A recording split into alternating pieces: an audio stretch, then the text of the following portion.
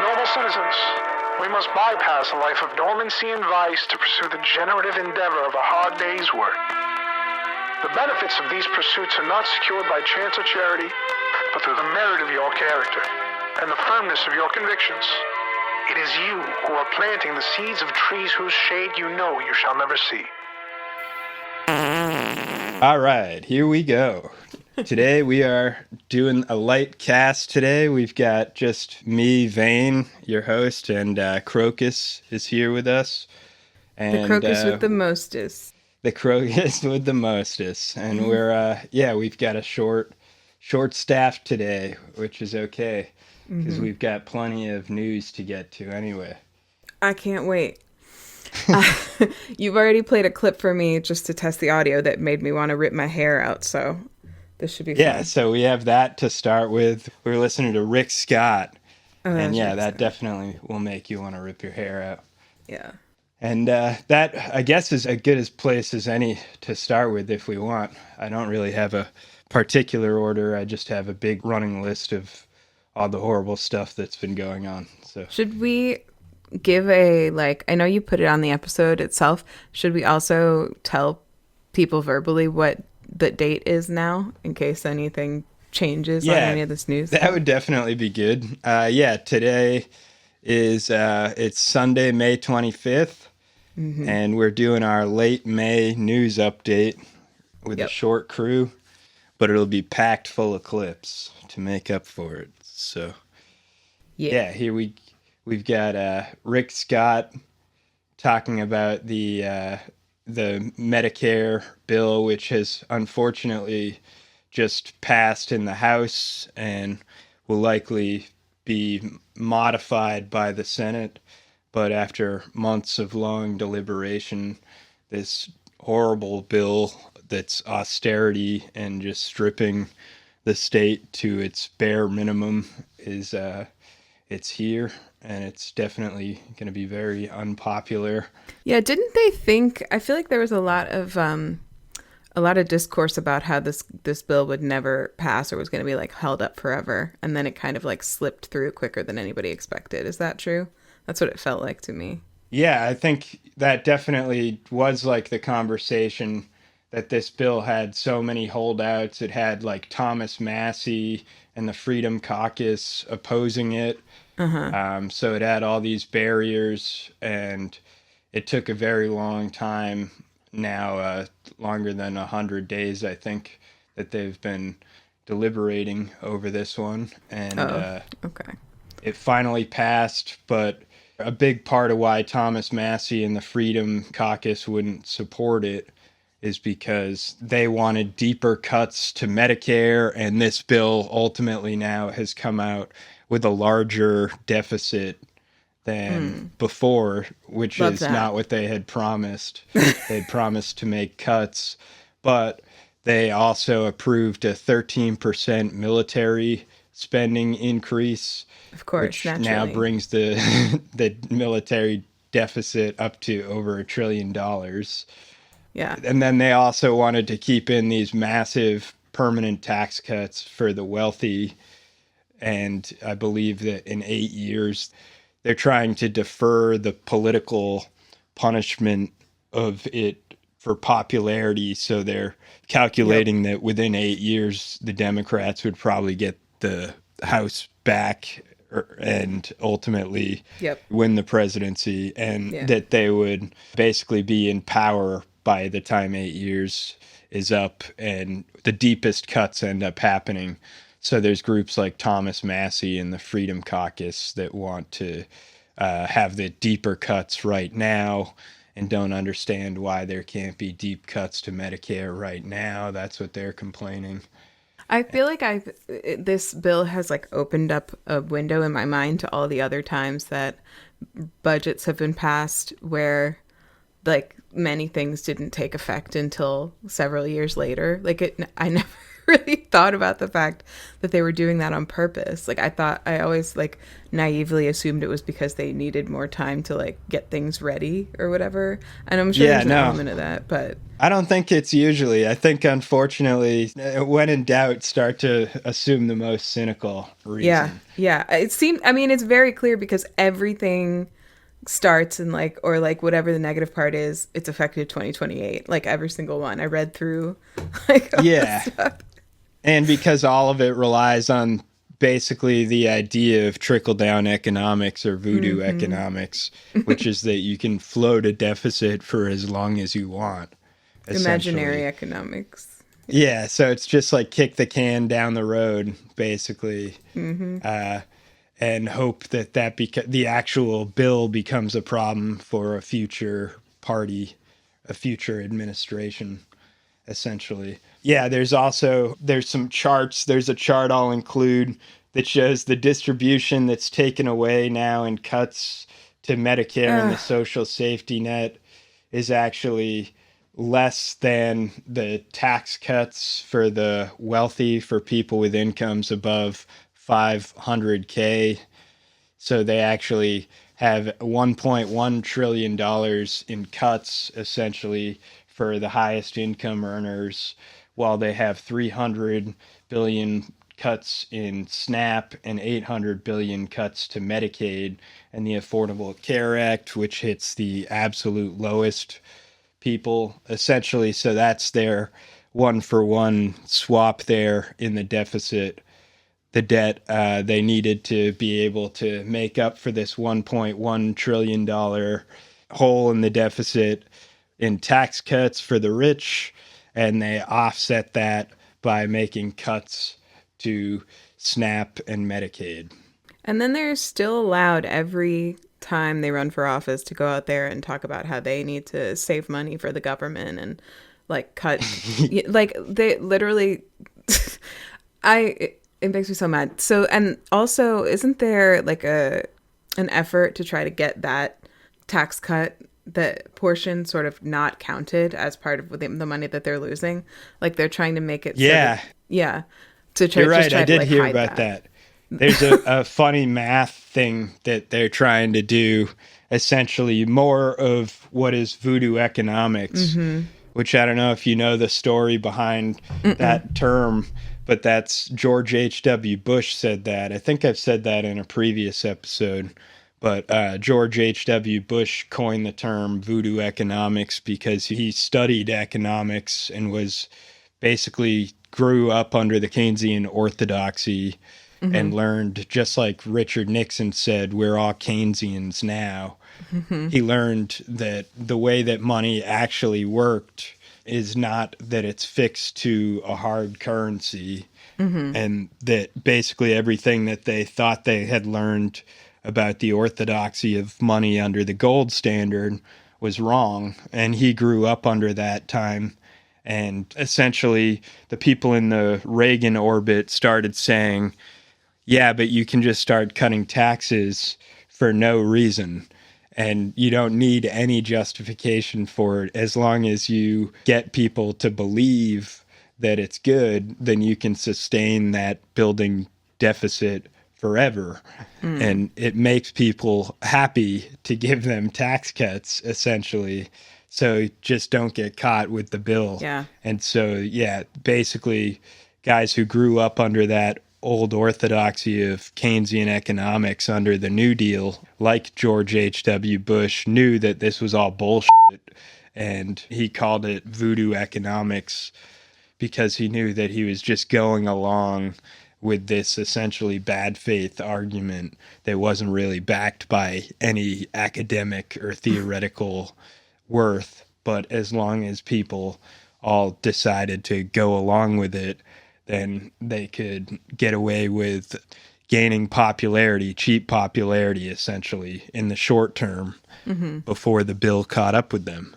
And that's the whole mentality. Kind of like a sort of a Ponzi scheme type of thing. Yeah, definitely a Ponzi scheme. And like even what the most cynical fiscal conservative libertarians would say about things like saying Social Security is a Ponzi scheme Yeah. or things like that. Someday the bill is going to catch up to you.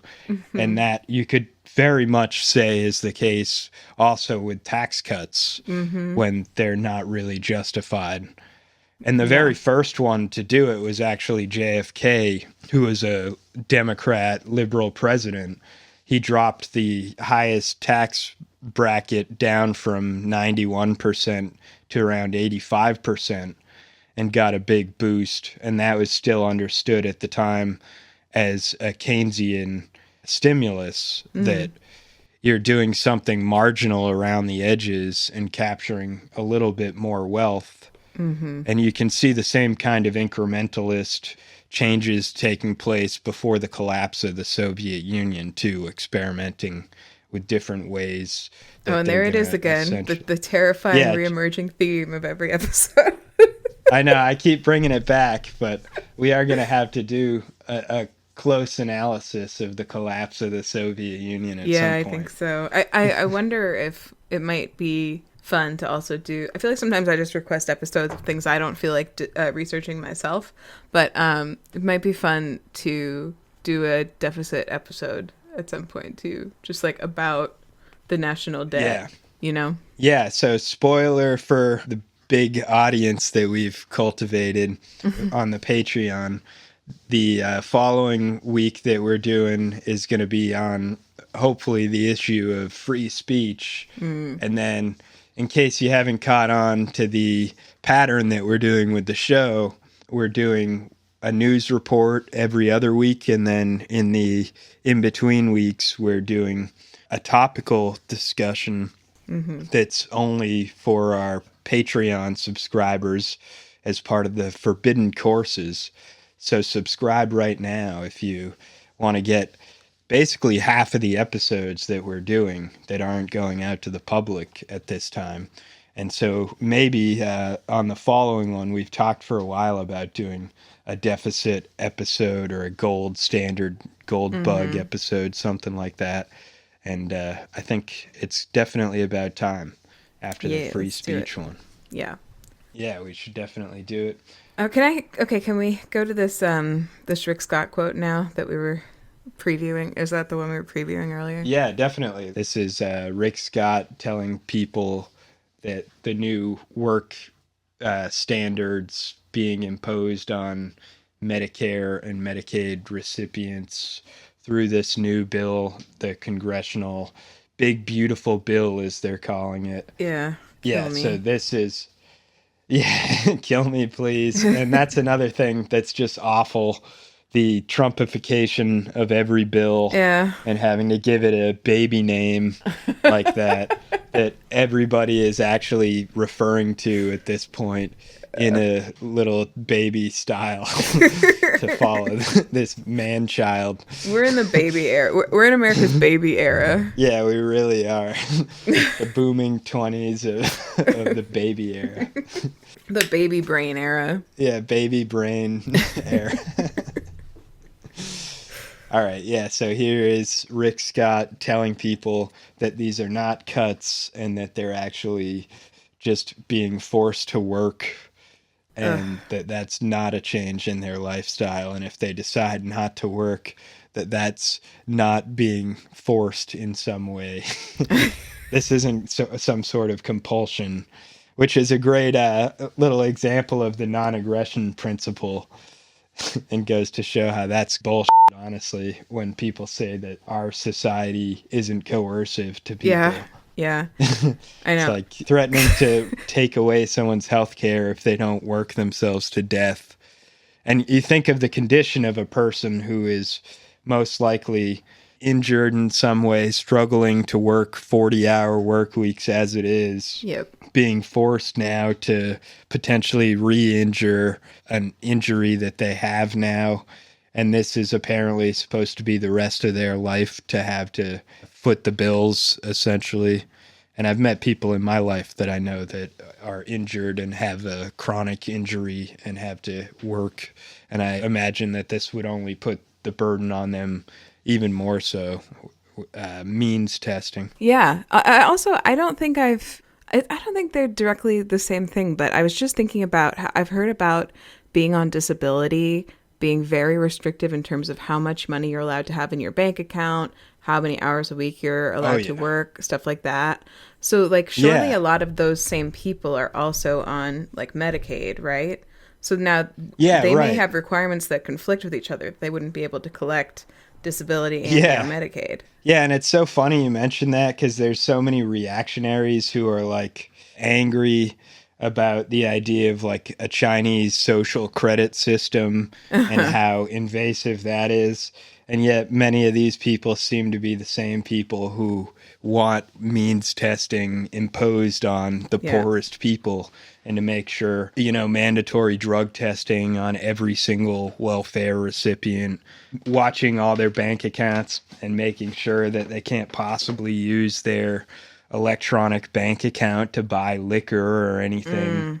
I mean, I've heard of, like food stamps. You can only buy certain food products even at the grocery store. And there's always fights over that and stuff. And like people are always judging other people's carts when they find out they're on food stamps. And it's always been invasive and absurd. And now it's getting like codified into law, basically. Yeah, that seems awfully invasive, awfully like a social credit score type system.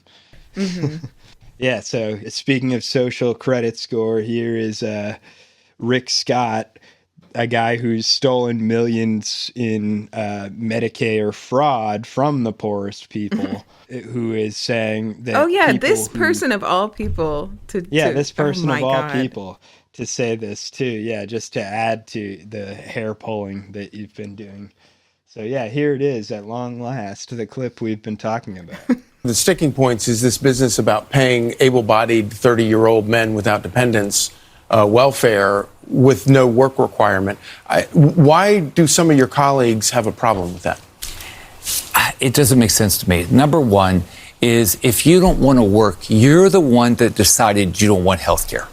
Right.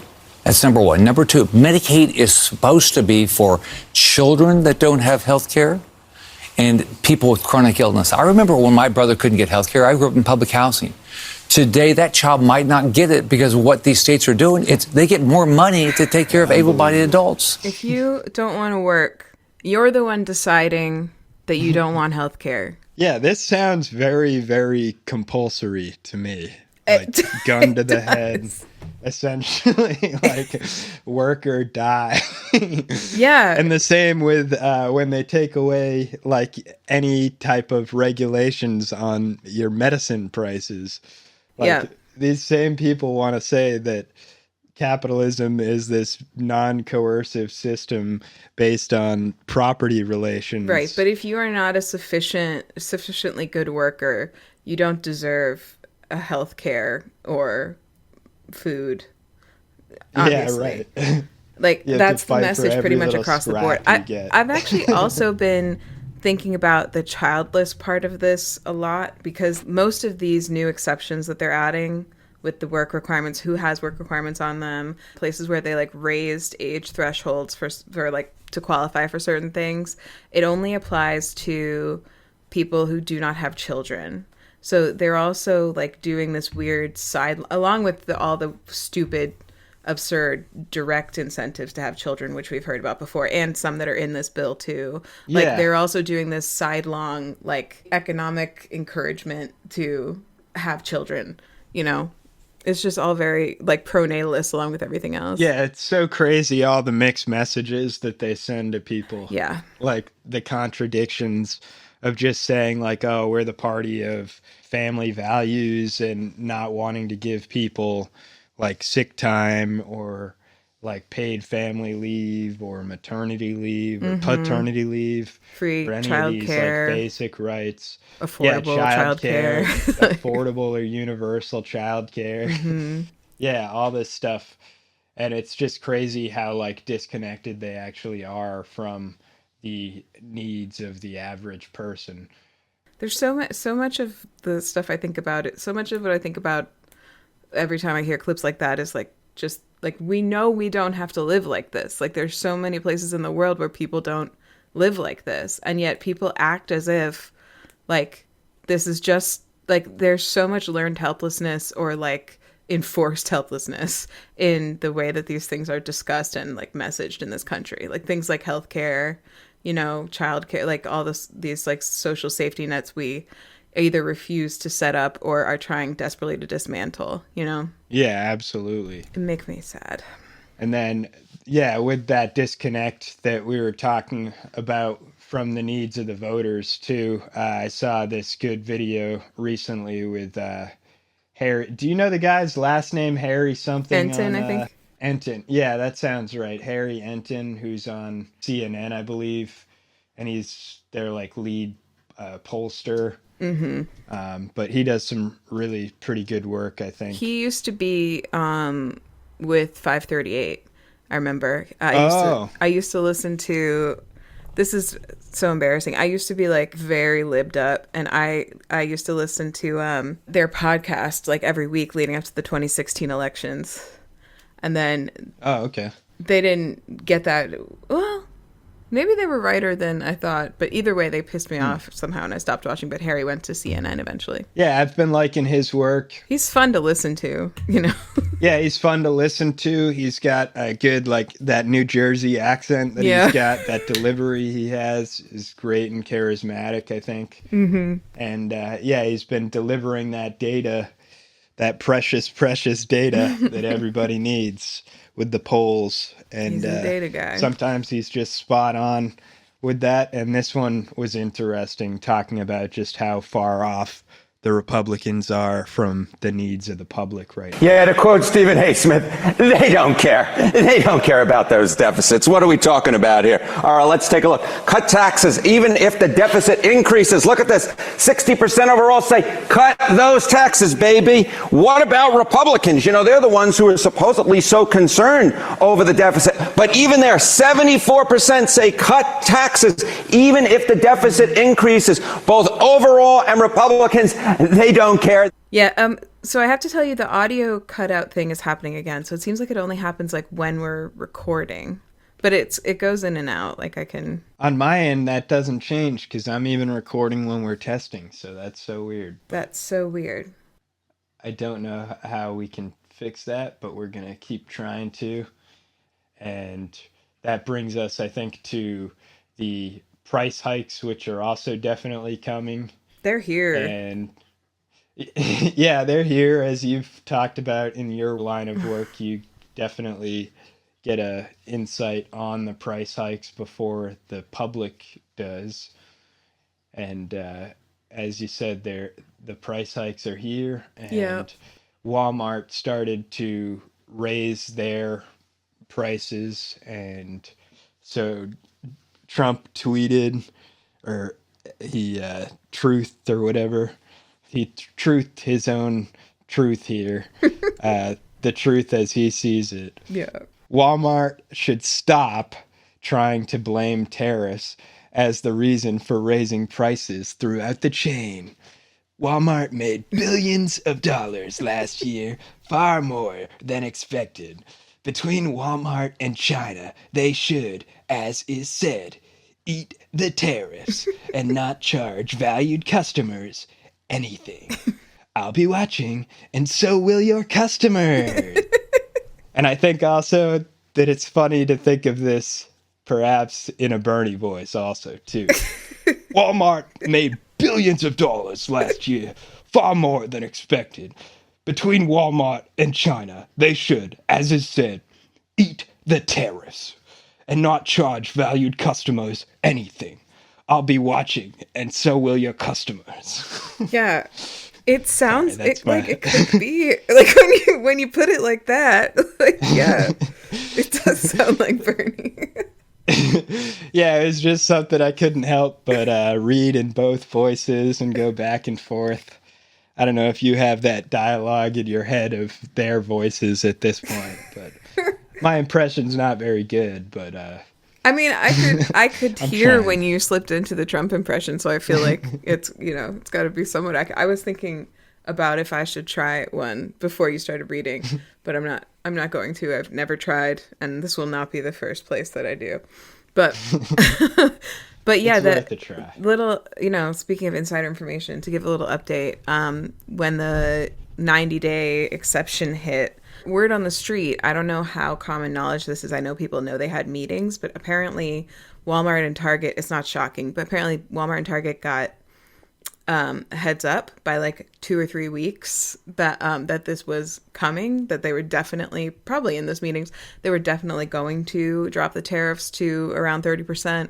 And so they booked up tons of containers. So now everybody that's not basically Walmart, Target, maybe like, I don't know what other big box retailers were in that meeting, is like scrambling for container space. So you're still going to see the whatever supply chain disruptions we already were expecting from the stuff that people put on pause.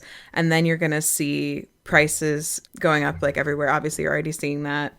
There's still going to be price increases, maybe not as much at Walmart because of this specifically, but they literally started, many big box stores started increasing their prices even before Trump came into office, like at the beginning of the year, sort of in anticipation of this, which is part of why I say it's already here. But then also every other retailer is having major trouble getting anything from China, let alone in the 90 days, like just getting anything. So there's going to be additional sustained supply chain issues, kind of like we saw in 2021, because like that's the degree of up that the supply chain is right now. Yeah, I can only imagine there's a huge lag time on all of this. Yeah. Which the president doesn't seem to comprehend. No. That, like, after that Liberation Day that he had, we still haven't quite felt the consequences of that yet, I don't think. We haven't, but and we will. As you said, there's just no undoing it now, So... Yeah, right. There is no undoing it at this point. And even if he were to start apologizing this day and turning back on everything, there's still going to be a massive amount of price increases that just can't be undone at this point. And that's not even taking into account like all the uncertainty that still exists. Like, yes, people were waiting for to see if the tariffs would come down, and now they have. But that's only for 90 days, and literally nobody knows what's going to happen 90 days from now. So there's still, like, it's still an incredibly bad business environment for, like, making plans, taking chances, investing, like things you would want people to be doing, Yeah, because it's still basically up to this guy. Yeah. Like, the whim of this guy who's trying to act like a king, essentially. To decide whether or not he's going to take the tariffs off. And as you said, there's going to be then like a 90-day delay on it. But yeah, I saw there's a huge list of companies that have announced price increases. And I have an article on that where it's like, Best Buy, Target, I think tons of local American outlets essentially have all announced that they're going to have to raise their prices already at this point. Yep. And then we also had the announcement that by Moody's to lower the U.S. credit rating for the first time since, I believe, 1948, which is another sign of economic problems coming up ahead. I think it's fine. Doesn't seem bad to me. Yeah, it doesn't seem bad that for the very first time we had our credit rating drop as the world's most powerful country with the best credit rating. Yeah, well, definitely doesn't. Trump's gonna fix it, I think. I wouldn't worry about it. Yeah, he seems like he knows what he's doing. So that's what his people would like us to believe. Yeah. Then I think also, on the other side, we have essentially the DNC or Jerry-tocracy. Oh my God. Which on that side basically just had the passing of Jerry Nadler, who everybody expected was likely going to die soon.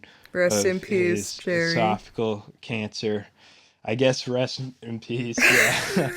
But it's unfortunate because that bill that just passed by 215 to 214 by one vote in the House, technically his vote could have stopped that bill from passing. Jerry, come on. Yeah, this is just basically a warning of what can happen when you have a gerontocracy essentially forming. And speaking of the Soviet Union, again, bringing it back to that. Oh, God. The collapse of the Soviet Union really had a lot to do with less so the collapse of an economic system that was destined to fail, and more like real world personal issues such as personalities and failure to discipline the party over time and things like that. And essentially you have a dynamic that forms in any society of the older people who are established. Even in Russian society during the Soviet Union, the social elites were members of things like the Politburo, and they're generally older, and they generally put in people who are older, who they've seen how they govern, and there's no risk to putting the same people in over and over, or so they think. But again, here's the risk that you get. That's exactly how the Democratic Party works, isn't it? They like, I'm not. Yeah, being, it's exactly the same. I'm not, and like, that's not the, in like a joking the risk way. you Like, run. they have like a seniority system, right? In like the House. Yeah. Like, that's why they wouldn't put AOC in there. Yeah, not in a joking way at all. It is like it forms a gerontocracy to have that seniority system where nobody's allowed to cut the line. Yeah. And that ended up happening in the Soviet Union. And they ended up having, like, the Brezhnev era. Brezhnev ruled for over 20 years, I think 24 years, before passing of health complications that happened to a 90-something-year-old guy who had multiple strokes. And they had just multiple of their general secretaries in a row were these really old people with crippling health issues that are essentially being propped up, a lot like ours, like Weekend at Bernie's type stuff. And because we haven't even talked about Biden's cancer diagnosis yet, right? I see it on. Yeah, I was getting to that. We talk about like how it's almost like a joke, but it's really not that funny, honestly. The lengths that this party has to go to maintain these people at the top level for the cynical reason that they're not a risk to the powerful in society to keep these people over and over in power. But it's a risk to all of us to keep these people in. And that's what Jerry Nadler's death should serve as a reminder to us, that we're one vote shy of stopping that bill in the House. And his death literally could have been the tie-breaking vote. Crazy. And that's what happens. And we have Fetterman in there. We've had Feinstein. All the we Fetterman have stuff. We all talked kinds about of that, these right? people. Yeah, we talked about Fetterman and how he's essentially also being propped up, even though he's younger.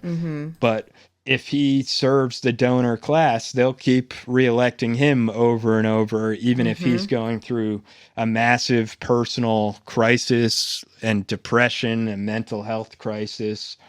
And it's like the people in power don't seem to care as long as these people vote the way that they expect. And that's a cancer upon society, quite literally. I had not even considered the possibility of him being reelected, but like that actually it's possible. Yeah, and I think that was the rot more than anything at the heart of the Soviet Union that caused it to collapse, because you had the whiplash of really old senior leadership, which there is a benefit to. You had many of these guys who were alive during the original Russian Revolution, and there was a benefit to knowing that these guys were trustworthy, that they really believed in the socialist cause.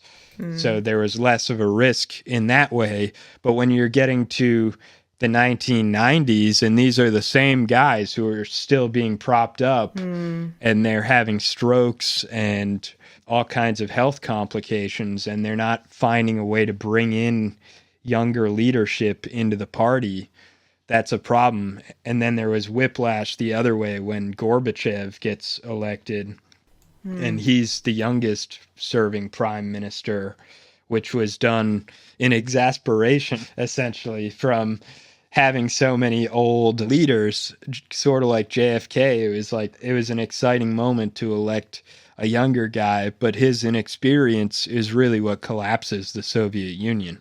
That you have the hard whiplash from long-term serving experienced people to now sudden young leadership. You can understand why there's a desire to have younger leadership. Yeah. But then you can see how that also leads to the collapse of a nation state.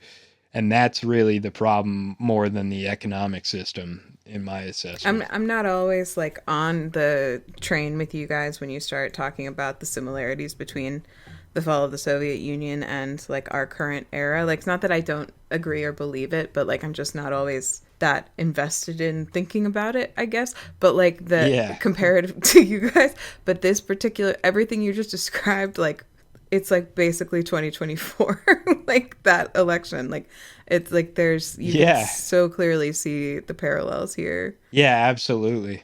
Stop.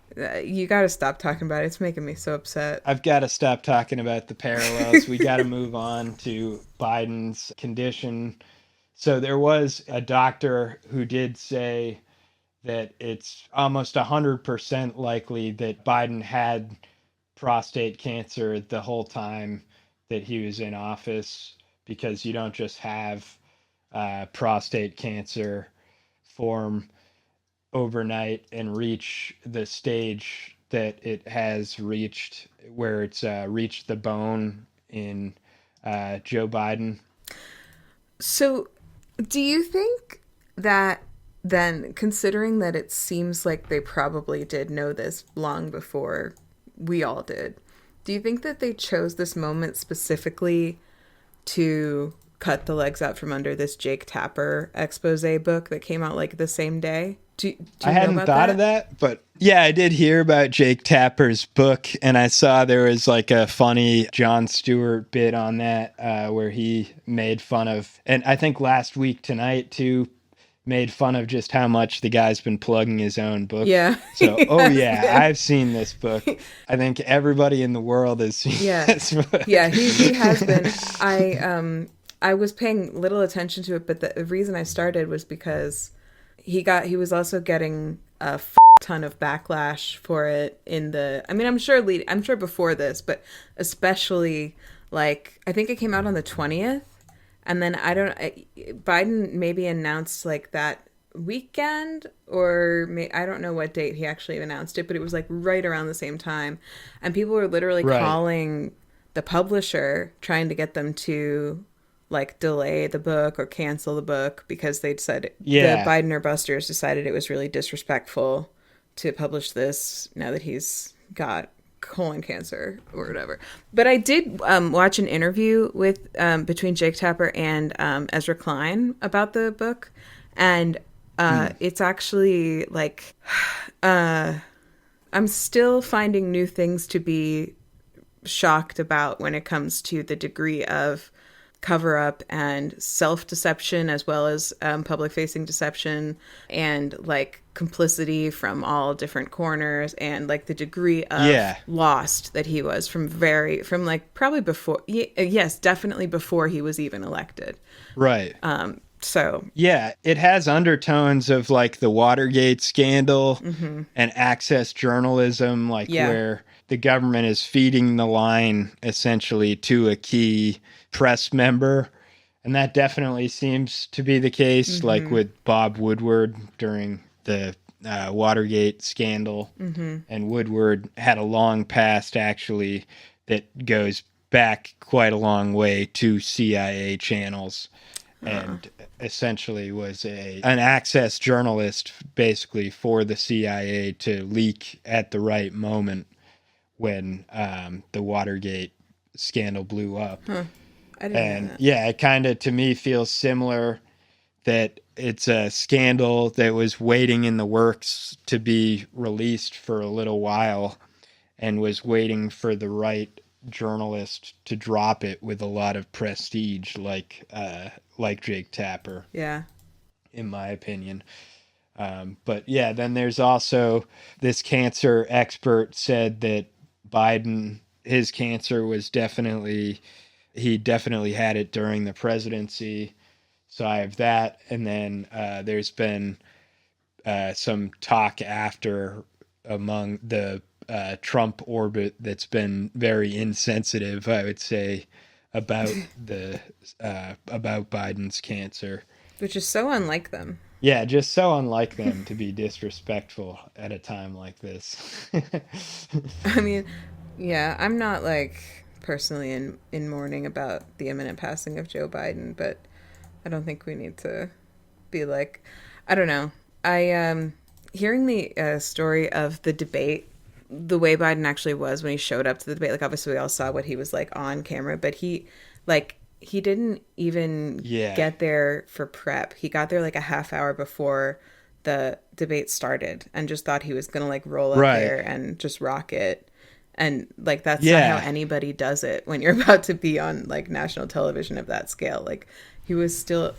Yeah. I don't know that was his fault, but it seems like there were still so many people around him that had completely undue levels of confidence in what he was capable of. And he may have been one of them. Right. But also they must have known that he had colon cancer because he was he was seeing a doctor. And yeah, this does seem basically like a limited hangout, in my opinion, that it was basically, they had to have known, as you said, ahead of time, unlike the train wreck of the debate where we saw basically the emperor was wearing no clothes, essentially, and they couldn't hide it.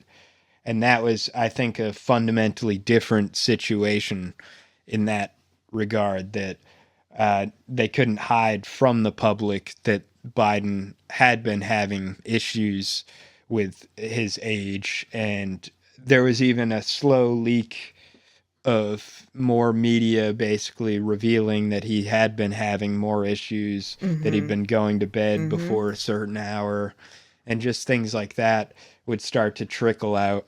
But that was the other thing. I don't mean to like oversell this Ezra Klein interview. Like I'm not a fangirl at all. But they had a lot of interesting.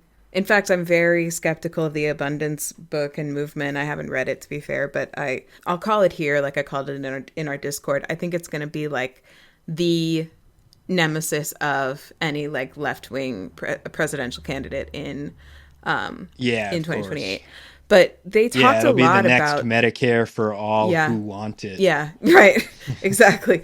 I think I got too distracted by abundance and I forgot. Oh, it's okay. Yeah, so I think we were talking about how they end up. I remember the permission structure thing that you were talking about with journalists specifically, because they are two journalists who covered that and were, complicit in that whole cover up. Basically, they kind of talk about that. Right.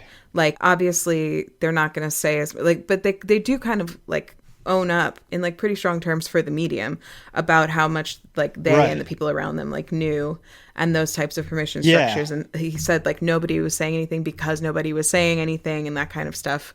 So they do talk about like that is a discussion that's happening now, which I don't know what it's worth at this point, but it is interesting to listen to. Right. I think with a limited hangout, they have the ability to do a controlled release of information, that the information is coming out. Yeah. It's going to have to come out.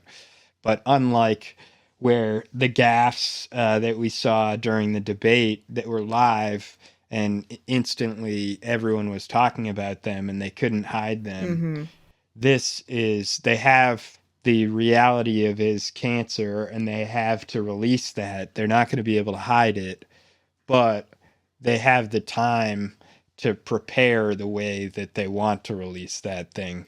And that is what happened also with Watergate, with the limited hangout with Bob Woodward, that there was basically Nixon's version of the events and then there was the CIA's version of the events.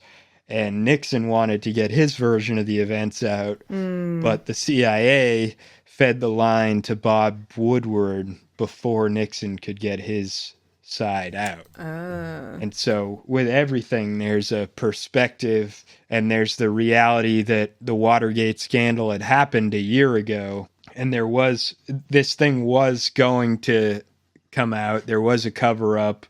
So the fact of the matter that it did happen meant they weren't going to be able to completely cover it up, but they were going to be able to control the narrative.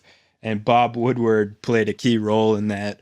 And I think that Jake Tapper is meant to play a key role in this controlled release of Biden's prostate cancer. I think was how it was supposed to happen. But as with anything that big, I think it grows legs, and you can see how this narrative spread really quickly. And I think that what we're talking about here in a nuanced way, we're going to show some clips of like Don Jr. and Trump completely twisting this narrative and saying, I don't know, I'm just asking questions. Like, it seems like this was a nefarious cover-up. It seems like there's a lot more to this. That's the complicated part of the feelings, where it's like, you absolutely know that they're going to use this. I mean, already there's been like this auto pen discussion. Like, that's going to go out of control. I haven't heard any of these clips, actually.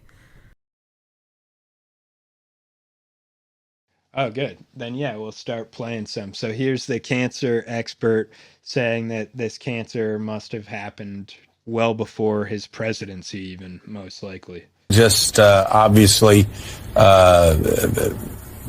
incredibly respected.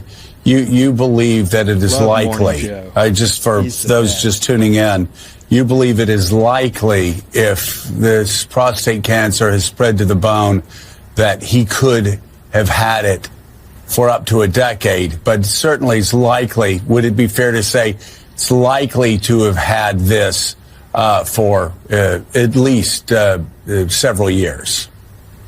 Oh, more than several years. You don't get prostate cancer. So again, I just want to stop you. So this is not speculation. If you have prostate cancer that is spread to the bone, then he's most certainly, you were saying, had it when he was president of the United States.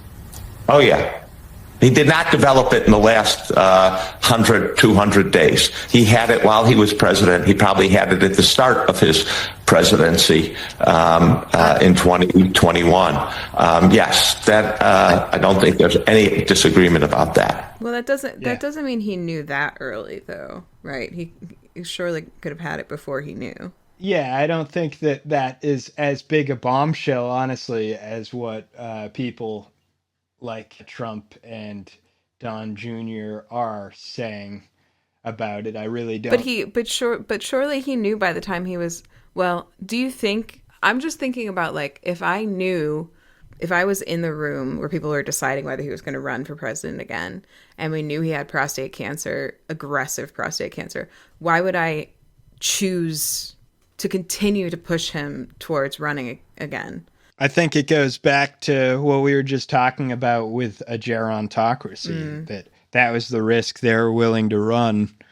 We saw it even with FDR in his fourth term. It was a certainty that he was going to die in his fourth term. Everybody knew it. They knew he was going to be reelected, and that's why they meddled in who his vice president was, and it was so critical who was going to be FDR's vice president in the fourth term.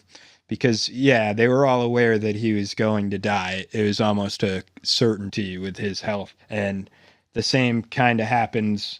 We saw it also with the Soviet Union, and we're seeing it with the DNC, with, as you said, any type of system that is going to be, as you said, like a meritocracy almost, or how did you say it before? It's like a seniority system. Yeah, like a seniority-based system. But I think that in itself is going to necessitate cover-ups, and it's going to necessitate basically things like what they did with Bernie, where they had to do trickery behind the scenes.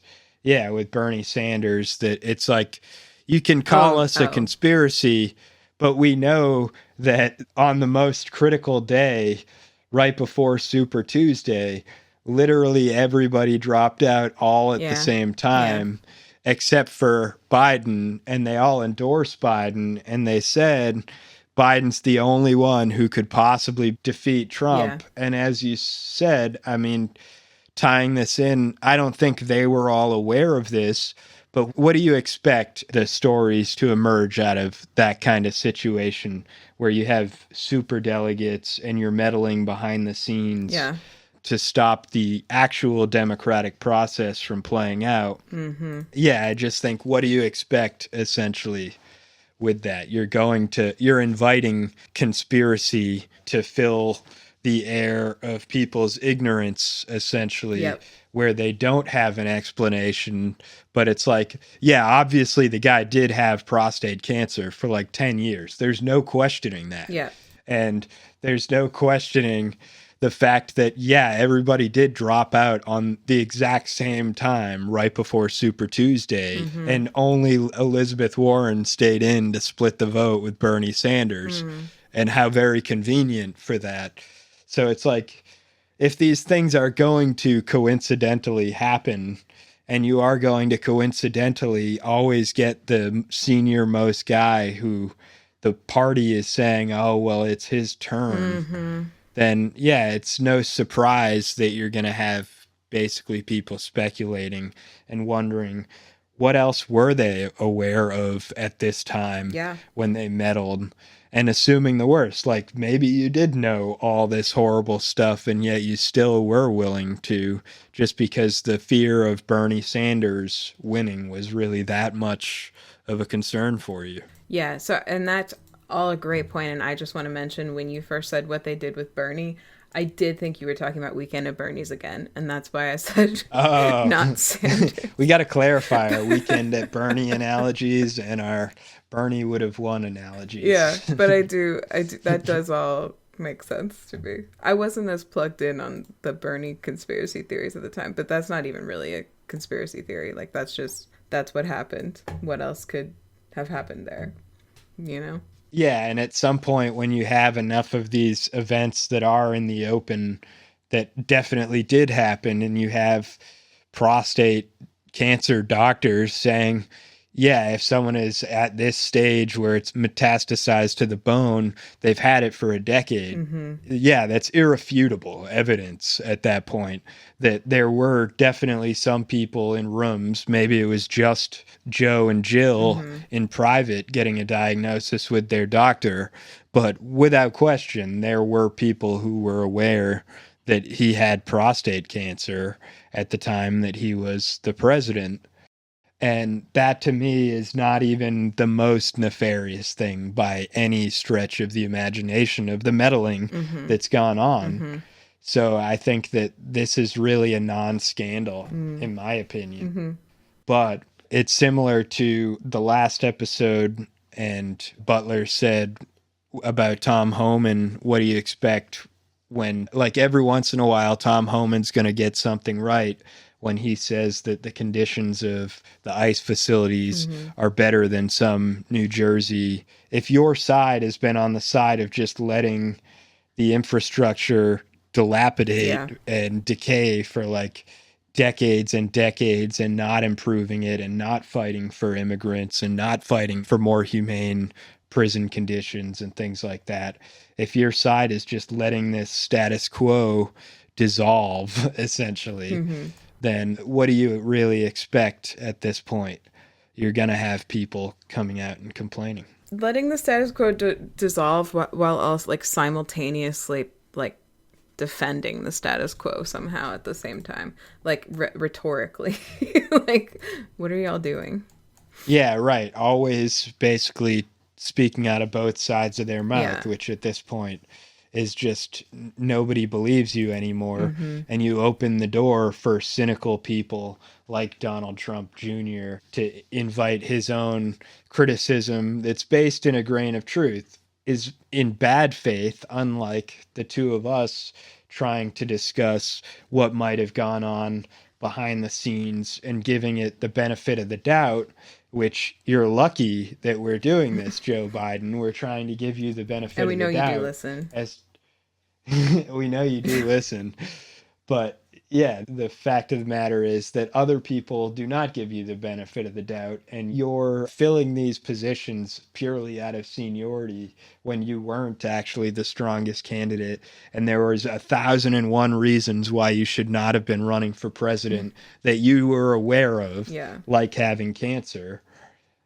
Shame on you. Shame on you. You should not have been running for president. You should have given the position up to someone who is healthier. I mean, Bernie had a heart attack, but I mean, I suppose in everybody's defense, you are the only one who can make your own assessment about your health and how long you think you're going to be able to make it. And so perhaps this is really a non-issue, that if Joe Biden thought that he was going to survive one term, then who really cares that he had prostate cancer? Oh my God, is that why he was calling himself a transitional candidate? Did he think he wasn't going to make it? Maybe.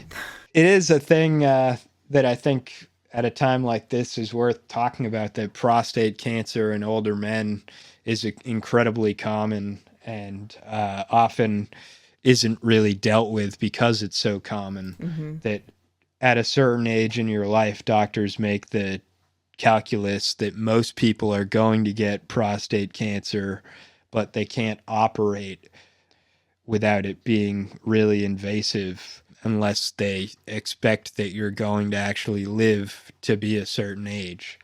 So for most people, by the time that they find they have prostate cancer, hopefully they're not going to live another 10 or 20 years anyway, and the doctors decide not to do anything about it because they don't expect them to live 20 years anyway. Yeah, okay. And this is something I remember hearing about when I was visiting my grandparents at their retirement village once. I remember some old person or another telling me about that. But like a lot of times people are diagnosed with prostate cancer, but they're old and they're so old and the prostate cancer grows slowly enough that they just never treat it, basically, because they assume you're going to die first.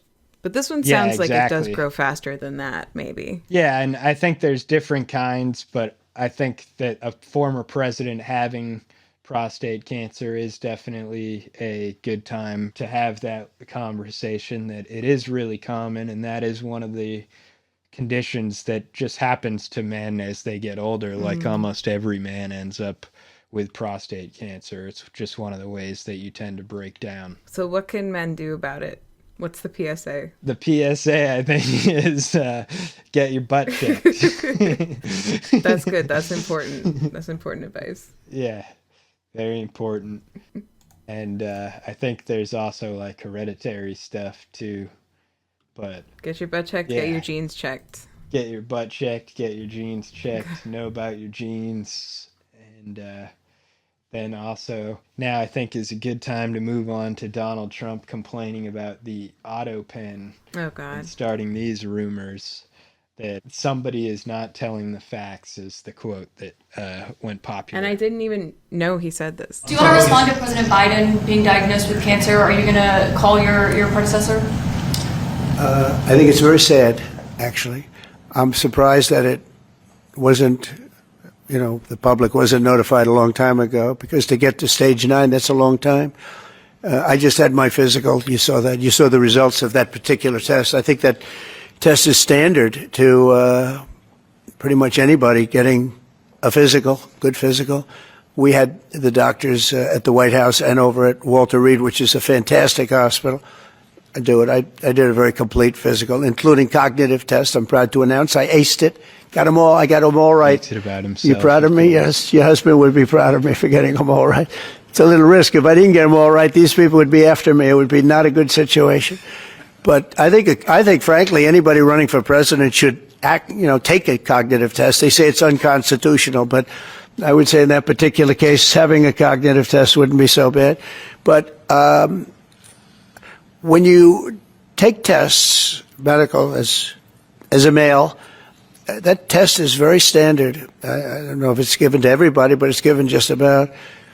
And it takes a long time to get to that situation. Now, I think, to get to a stage 9, I think that if you take a look, it's the same doctor that said that Joe was cognitively fine. There was nothing wrong with him. Well, he said, if it's the same doctor, he said there was nothing wrong there.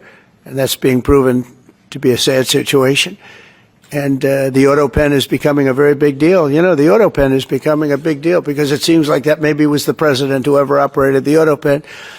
But when they say that that was not good, they also, you know, you have to look and you have to say then the test was not so good either. In other words, there are things going on that the public wasn't informed, and I think somebody's going to have to speak to his doctor, if it's the same, or even if it's two separate doctors. Why wasn't the cognitive ability, why wasn't that discussed? And I think the doctor said he's just fine, and it's turned out that's not so. It's very dangerous. Look, this is no longer politically correct. This is dangerous for our country. Look at the mess we're in. You're talking about all these questions on Ukraine and Russia that would have never happened. As an example, if I were president, would have never happened. The other thing is you have to say, why did it take so long? I mean, this takes a long time, can take years to get to this level of danger. So it's a very, very sad situation, and I feel very badly about it. And I think people should try and find out what happened, because I'll tell you, I don't know if it had anything to do with the hospital. Walter Reed is really good. They're some of the best doctors I've ever seen. I don't even know if they were involved, but a doctor was involved in each case. Maybe it was the same doctor, and somebody is not telling the facts. That's a big problem. Yeah. I can't stand this. He has to bring up Ukraine every time that anybody asks him any old thing. Like what? Yeah, right. He brings up Ukraine. He brings up how he aced his cognitive test and how fit he is, which nobody believes. Also, who's out here saying it's unconstitutional to take a cognitive test? Where did that come from? Yeah, I've never heard that. Just a classic lie that he pulls out from nowhere. Many people are saying it's unconstitutional. Many people are saying. Yeah, so I think we could move on to some of the Doge cuts and the consequences of that, or we could talk about the Middle East and all the horrible things going on there. Oh, God. Or we could potentially wrap this up pretty soon because we're getting close to the end. Okay, well, actually, can I just suggest that we take a moment to celebrate the fact that Elon is officially out? Yeah. I'd love to celebrate at the end that Elon Musk is a loser. Yeah. Total loser. Complete loser. Absolutely. It's unbelievable how much of a loser he is. Yeah. Now, I don't think for a second that he's not going to be funding like super PACs and stuff anymore. But the fact that he can't, of course not. He cannot even he can't even say he's doing it or put his face on any of those because his name is such political poison is like very satisfying. Very funny. Love it. And I've got a good video of him trying to deny that he actually did all that stuff. But in the meantime, while we load that, I want to laugh at what a loser he is with this little hats joke thing that he had. Did you hear that? Well, Mr. President, they say I wear a lot of hats. It's true. Even my hat has a hat. I don't understand what's happening because I'm watching the Humanist Report guy talking, but then I keep hearing 2 seconds. Ignore that for now. I was playing that on my other music player because I'm so high tech here that I've got multiple things going. But here we're about to start the Elon clip that we wanted to do with him talking about his trying to deny that he did a Nazi salute, which nobody can take seriously with a straight face. Try to claim that I was a Nazi because of some random hand gesture at a rally where all I said was that my heart goes out to you, and I was talking about space travel. And yet the legacy media promoted that as though that was a deliberate Nazi gesture, when in fact every politician, any public speaker who's spoken for any length of time has made the exact same gesture.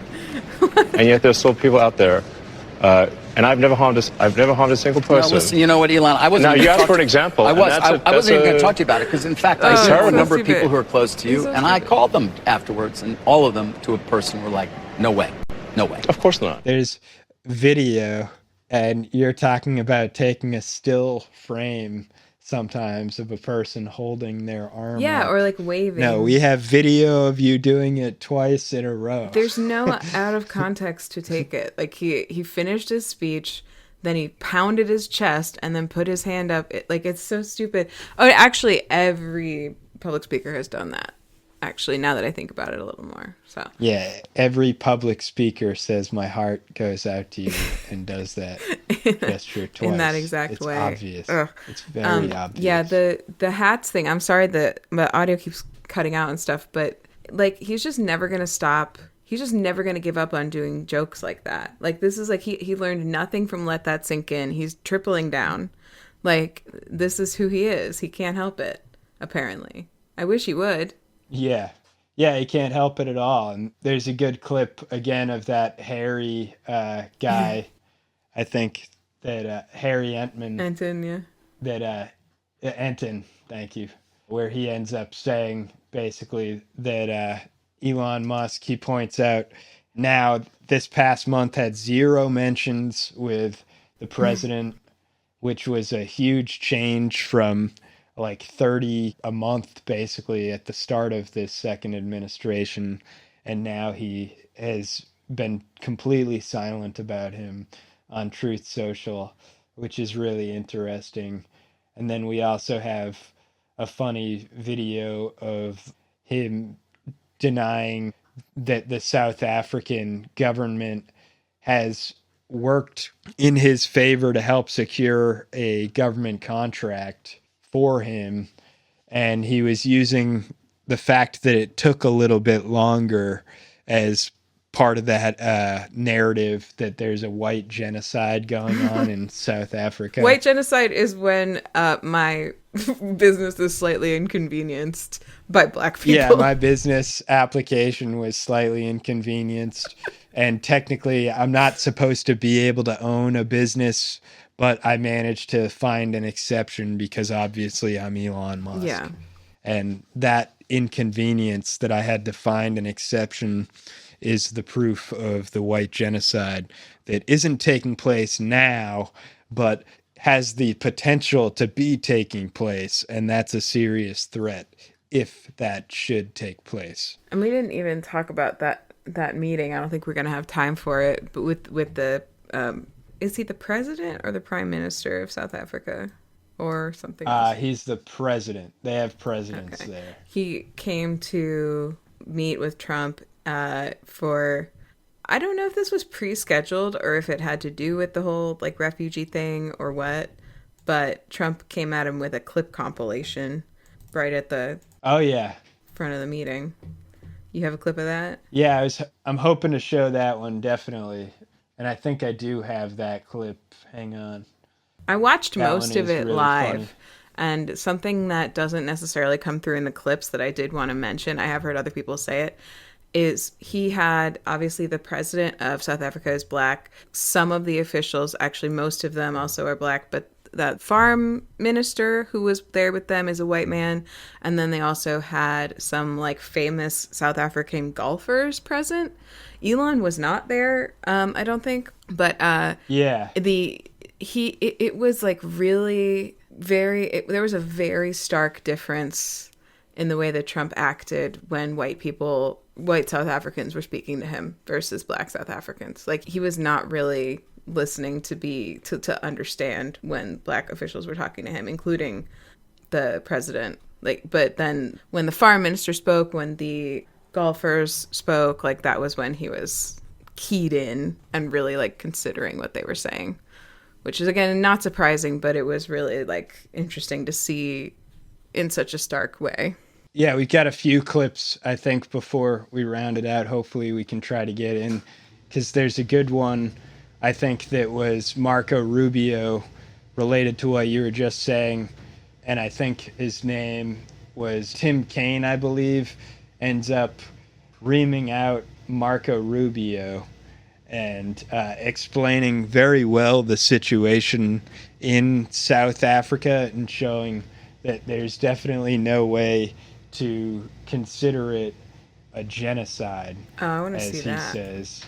And I think that that's really relevant. Hopefully this is the right one. I think those 49 people that came certainly felt they were persecuted, and they've passed every sort of check mark that had to be checked off in terms of meeting the requirements for that. They live in a country where farms are taken and land is taken on a racial basis. Okay. Do you think they're more persecuted than Uyghurs or Rohingyas, or more persecuted than political dissidents in Cuba or Venezuela or Nicaragua, or more persecuted than those who would be threatened should they be returned to Afghanistan by violence by the Taliban? Well, the problem we face there is the volume problem, okay? If you look at all the persecuted people of the world, it's millions of people.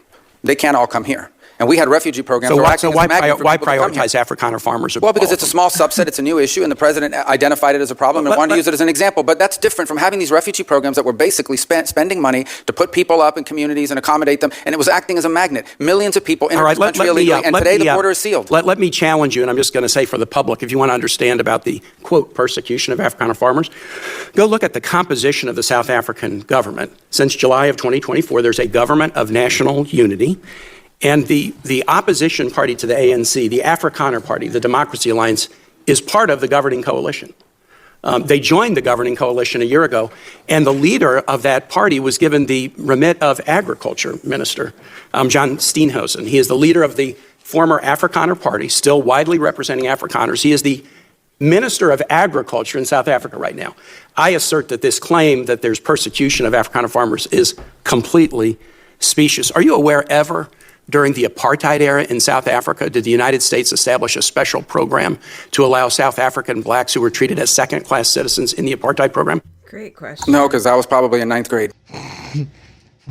Nice little cop-out. He says, no, because I was probably in ninth grade. Okay, cool. Yeah, no, that is how that works. We don't have a written language. We haven't invented that yet. So there's really no way to know what happened before you existed or whatever. And I just want to also say, I know it's not entirely the point of this, although it's related, but the way that he's, first of all, just the general sentiment of like, no, obviously we can't take refugees from anywhere because then there's just too many of them and da-da-da. Like that's like very antithetical to American values just right there. But also to lump in people from Afghanistan in there, who are like the vast majority of them would be coming to here as refugees because they helped the U.S. while we were attacking their country. Like that's f***ed up. Right. Yeah. And that's not an excuse to let them in. Yeah. And yeah, it's just this imposed scarcity that we put on people. Yeah. Also, we could fit millions of people. Like, I don't, like, we have a lot of land. Like, a lot of it's empty. Yeah. And it's just impossible to deny at this point what the actual metric is. Yeah.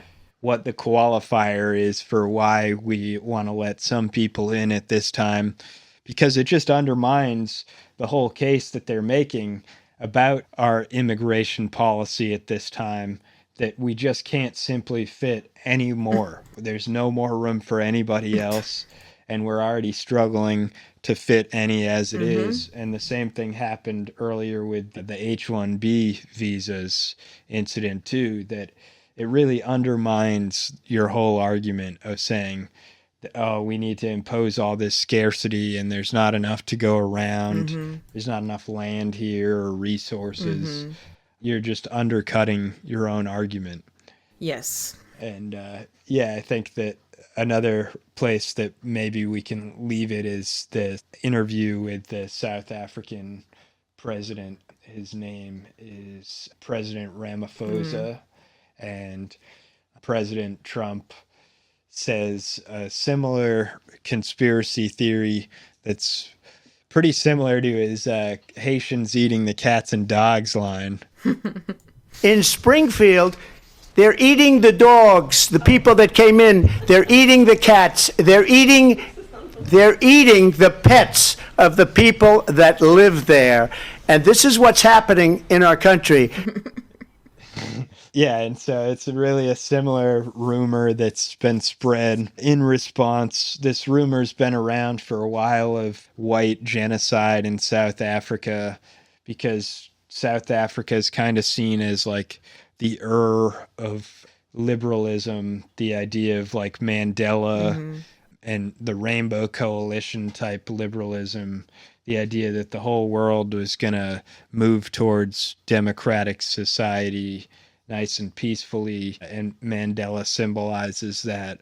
And so I think South Africa has always been in the mind of a fascist who hates the idea of ethnic equality. It's always been a fearful experiment. Yeah. And the idea, as Tim Kaine said in that video, explaining their coalition government that was formed after apartheid and sharing power, this is really very similar to the Soviet Union, what's been called the affirmative action empire by some scholars. The Soviet Union and Yugoslavia is another great example of this, where you have a state that for the first time in history looks out for its ethnic minorities and actually creates a power system for them to exercise within their state. And as Tim Kaine said, in South Africa, you have where it was formerly owned by mostly white European colonial descendants, and still to this day, over 70% of the land is owned by only 7% of the population who is white. So you have this massive disparity in land ownership and property concentration that is going to have to be solved by government regulation. And so this is naturally terrifying to the reactionary right, free market, libertarian types who recognize this as sort of the proto example of a state to be afraid of right now, doing this experimentation. Yeah. And on the other hand, you have the very important detail of why these reactionary lies have festered so much, even though they've been around for a long time, motivated by the same fear of white replacement theory, the idea that essentially this is the government to be afraid of, when a minority party who's actually a majority of the people, like I said, only 7% of the population is white.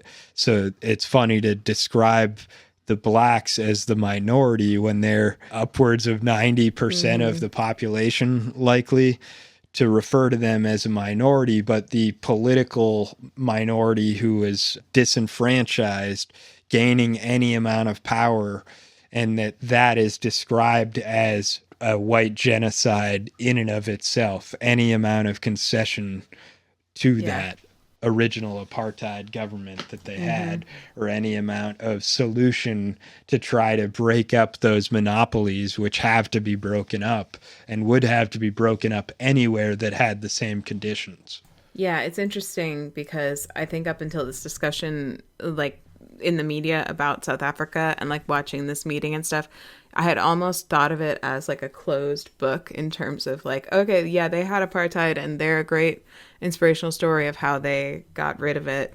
And they, you know, they did get rid of apartheid, but they also, like, the inequalities that they promised to address and have not yet addressed are now sort of rearing their head again in this really dumb up way. Yeah, and it's still a struggle. Yeah. And I've heard that this president got in around 2018 and then COVID hit, and he did run on a promise to do more in terms of social equality. And also all this freaking out is over a proposed bill that just passed but hasn't actually happened. But they're saying that there's going to be land redistribution. And so that inherently is stroking the imaginations of these reactionaries and saying that any amount of land redistribution is tantamount to genocide. And this ties in with the other key part that South Africa played a key role in bringing Israel before the ICC and the ICJ for war crimes. And they've been making the argument that Israel is responsible for an actual genocide.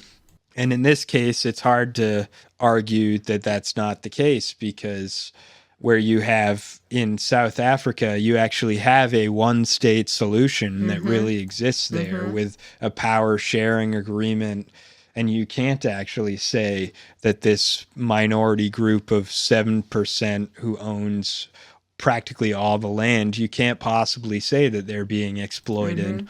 But what the reactionary right is trying to say is that by having to redistribute some of that 70% land in a very slow process, and paying them for it, the same right? as ethnic cleansing and the same as like forced relocation, where many people on the left would say you can't force a group of people to relocate off of land, and that is true in the case of the Palestinians, but in the case of people who own 70% of the land when they're only 7% of the population, come on, get out of here. Of course you can redistribute some of that land, and you're going to have to. Also, everything I've heard is that, like, actually anything that they've done so far, and even the stuff that's technically the bill would allow them to do something that's akin to, like, eminent domain here, but they still, like, by all accounts, are planning on trying to do most of these deals, like, with compensating people for the land and having the transactions be voluntary. Exactly. Yeah, it's like very slow, very voluntary, just like with Elon Musk, like complaining that he can't get his deal worked out with South Africa and his stupid internet company. It sounds like a pretty easy solution for that. He's complaining, and it's like they worked out the deal for you so they could get your stupid internet there. And like, what are you getting so worked up about? And it's just, again, that minor inconvenience that he had to wait a little extra because of the process taking place right now in South Africa is trying to have some sort of retributive justice. And that in itself is an inconvenience and an injustice to white people, apparently. It's exactly the same as being forcefully relocated off of your ancestors' territory. Yeah. Like, with great amounts of, like, bloodshed and atrocities. Yeah, it's the same. Yeah, as opposed to, like, a government giving you power, asking you slowly, like, I'll pay you the market value. I'll pay you above the market value. Please just get off the land. I'll still make sure you have 50% of the land, just not 70%. How dare you? It's all incremental. Honestly, that sounds like ethnic cleansing to me. So, and we can end it with this funny moment of Trump with the South African president claiming that there's a genocide taking place. God. Those policies do not go along with government policy. Our government policy is completely against what he was saying, even in the parliament. And they're a small minority party, which is allowed to exist in terms of our constitution. But you do allow them to take land. No. You do allow them to take land. Nobody can take land. And then when they take the land, they kill the white farmer. And when they kill the white farmer, nothing happens to them. No, there is nothing happens to them. There is criminality in our country. People who do get killed, unfortunately through criminal activity, are not only white people. Majority of them are black people. And we have now been utilized. The farmers are not black. I don't say that's good or bad, but the farmers are not black.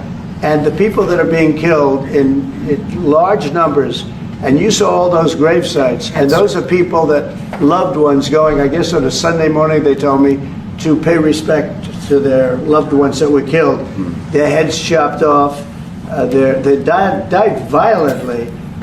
And you know, I mean, we're here to talk about it, and I didn't know we'd get involved here. But I will say this, that if the news wasn't fake, like NBC, which is fake news, totally, one of the worst, ABC, NBC, CBS, horrible. But if they weren't fake news like this jerk that we have here, if we had real reporters, they'd be covering it. But the fake news in this country doesn't talk about that.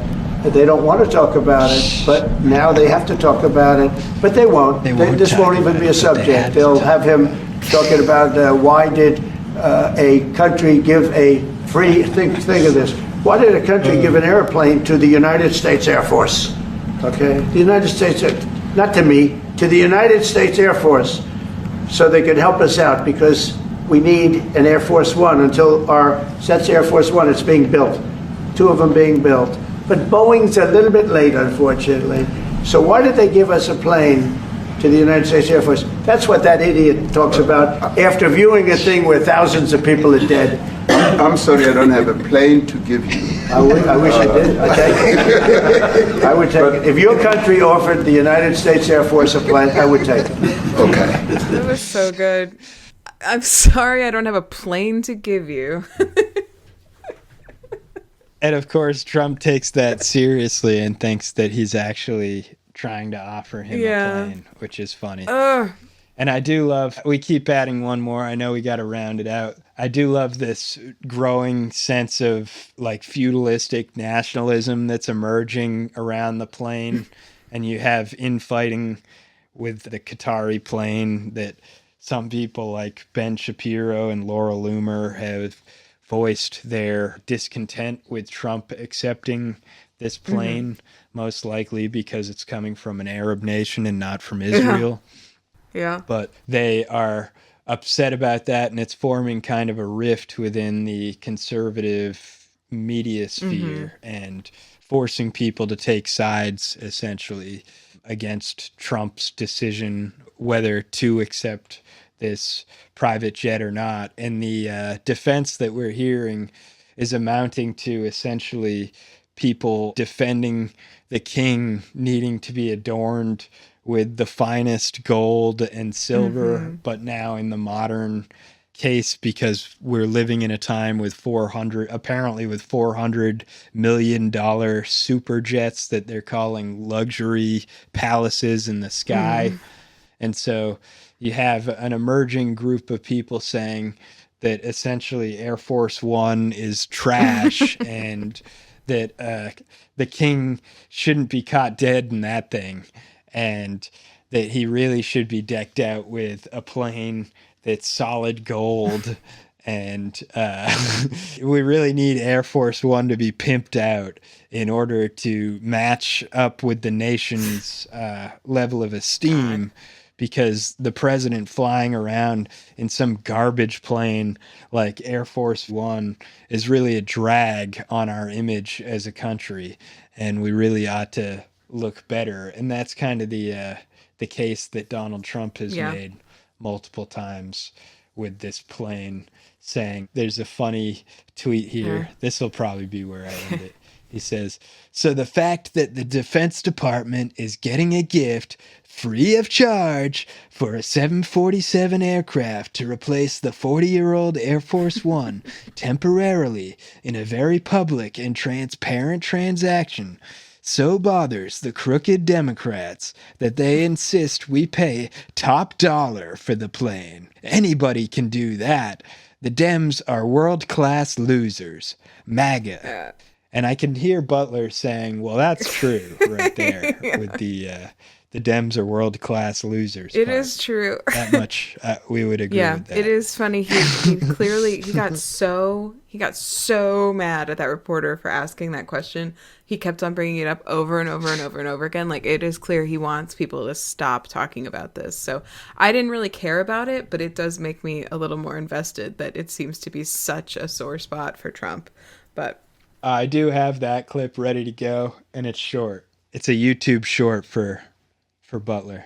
Mr. President, what do you say to people who view that luxury jet as a personal gift to you? Why not leave it behind? You're ABC fake news, right? Why not? It's only ABC. Well, a few of you would. Let me tell you, you should be embarrassed asking that question. They're giving us a free jet. I could say, no, don't give us. I want to pay you $1 billion or 400 million or whatever it is. Or I could say, thank you very much. You know, there was an old golfer named Sam Snead. Did you ever hear of him? He won 82 tournaments. He was a great golfer. And he had a motto, when they give you a Arnold putt, Palmer schlong. you say, thank you very much, you pick up your ball and you walk to the next hole. A lot of people are stupid. They say, no, I insist on putting it. Then they putt it and they miss it. And their partner gets angry at them. You know what? Remember that, Sam Snead. When they give you a putt, you pick it up and you walk to the next hole and you say, thank you very much. Okay, thank you, Grandpa. Yeah, and so, when Donald Trump gives you a putt, you pick it up, you say respectfully, thank you very much. That's the show. Yeah, that's not even the only... the one that I was thinking of happened in the room with it was like the first question that he got was about the plane, and that's why he was talking about it, because he could not stop talking about how angry he was at this one guy. Every time it comes up, he's so pissed. I watch as little of Trump as I can outside of like these news updates, and like when Hassan is like watching him live, sometimes I even actually dip out on that because it's like I hate watching him talk. But it is always really fun to see. It's scary in its own way, but it is fun to see him like just get really pissed that he's not getting entirely softball questions. Like I do sometimes take great joy in that. Yeah, right. No matter how many people they can fill that press room, I mean that White House cesspool with, they just can't seem to fill it with enough Tim Pools to fill the cesspool. Thank God there's not more Tim White Pools House in press this world. pool, cesspool. Yeah. All right. I think that's a good place to end it. Probably. Yeah, that's a good place that we can leave it. And we'll talk next week. All right. Have a great week, everybody. We'll talk to you later. Join the Patreon. Happy Memorial Day, everybody. Enjoy. Okay, bye. In terms of political spending, I'm going to do a lot less in the future. And why is that? I think I've done enough.